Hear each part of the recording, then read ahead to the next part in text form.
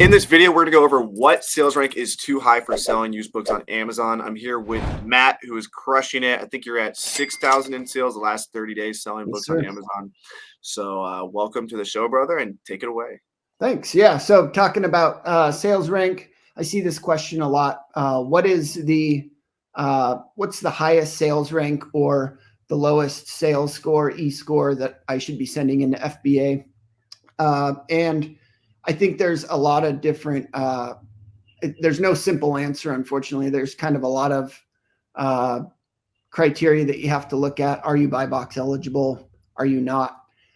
So starting out, I think, you tell me, Avery, but I think the general guidance for somebody that is just getting started with FBA is try to shoot for a sales rank of 20 or above. You mean an E-score? E-score, yeah. Sales score, E-score. Yeah.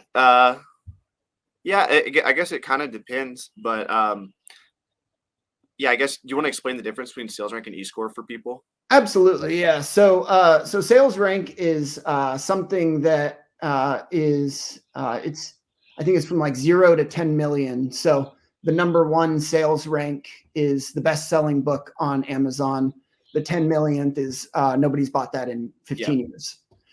So what you're looking for generally is obviously something closer towards the rank 1, but between 1 and 1 million is generally what's thought of as really strong for FBA. I personally go up to, I think 2.4 million, depending on competition and things like that. But that's generally what I would consider something that you can send in and reasonably expect it to sell within 6 months. I think generally what I hear the most is like, don't go over 1 million in sales rank or don't go over 2 million. I think that's kind of like the advice that I've heard. Yeah. I don't really hear people giving that type of advice for E-score, or if you're using Scoutly 180-day sales score. Yeah. So which is I didn't really explain that, but the sales score or the E-score, depending on which software you're using, Scoutly or Scout IQ, what that means is how many times has this book sold in the last 6 months. So a sales score of 6 means that sells roughly once a month. Sales score of 36 means it sells 6 times a month, and so on. I think the max that you can see is 180, 181, something like that, which means it sells every single day. Mm-hmm. Yeah. What's the highest sales rank book you will accept? For FBA, I think probably it's hard to say. I really operate way more on the sales score and E-score. I find it a lot more helpful for things like books. Sure.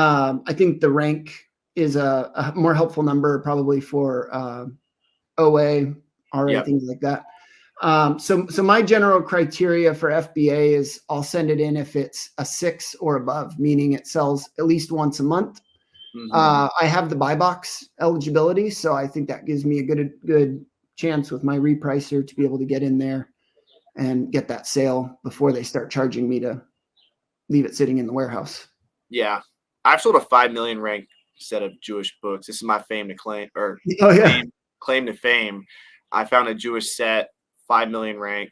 Didn't have a barcode, so nobody looked it up at the sale. Even if people did look it up, they'd see 5 million rank and leave it. But I looked at the Keepa over the last few years. I saw that it had consistent sales for the last decade. And even though it had a 5 million sales rank, I picked it up and I sold it for $2,000. And you sent that into the warehouse? Yeah, I did.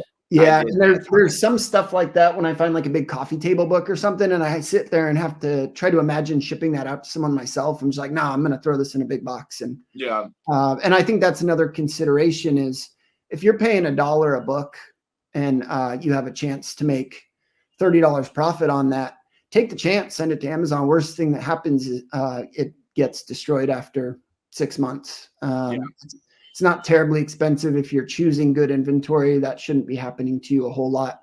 But I think it's definitely worth taking chances, especially when you don't want to figure out a way to ship a set of encyclopedias to an individual, something like that.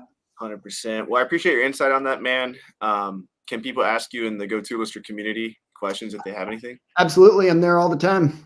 So if you guys want to join the Go-To Lister community, it's a community of people that use the fastest listing software on the planet, created by yours truly.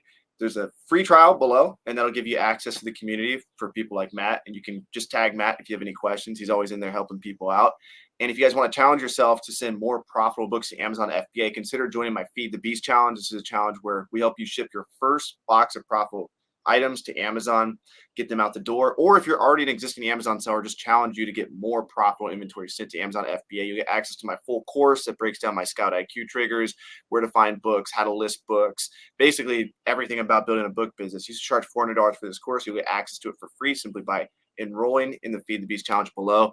And we do live coaching calls every week where you guys actually teach more than I do. Everybody comes together, shares what's actively working to find books and build your book businesses. And it's pretty awesome to see you guys help each other out. So if you guys want to join those calls, 7:30 Eastern time on Tuesdays, if you're in the Feed the Beast challenge. So join the challenge below.